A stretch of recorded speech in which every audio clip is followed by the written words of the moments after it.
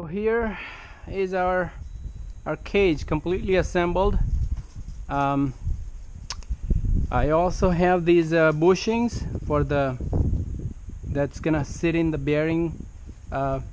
Notice there are a couple of jam nuts I have underneath the bushing, and they're basically 3/8 16 lock nuts or jam nuts, but I did have to ground them kind of almost like a circle, if you notice.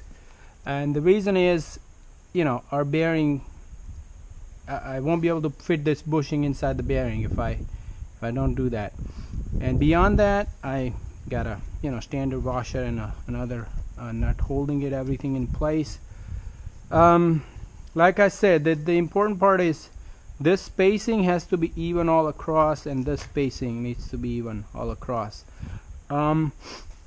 On the top side, again, same thing with the bushing, except that I'm not going to take it off. I just painted this, but this is just a coupling nut. I just had it hanging here just for paint to dry up, but I should be able to take this coupling nut, slide the whole top of this bushing into top bearing, and then put the coupling nut.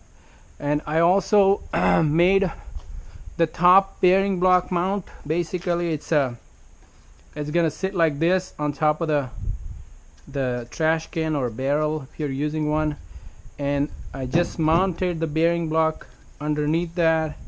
So the idea is we're gonna basically sit this right on top, lock it onto the trash can. I'm still figuring out how I'm gonna exactly lock it in, but we should have that figured out in a day or so once everything dries up. By the way, the last thing I did was painted the whole cage once again with the coat of food grade epoxy and it's all drying up right now. That's why I'm not touching it. That's pretty much it for the cage.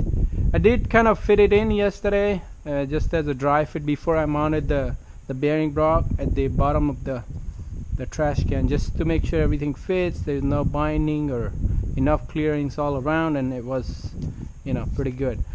So I'll come back when I put everything together back in the trash can, and that would be my next update. Alright, thanks.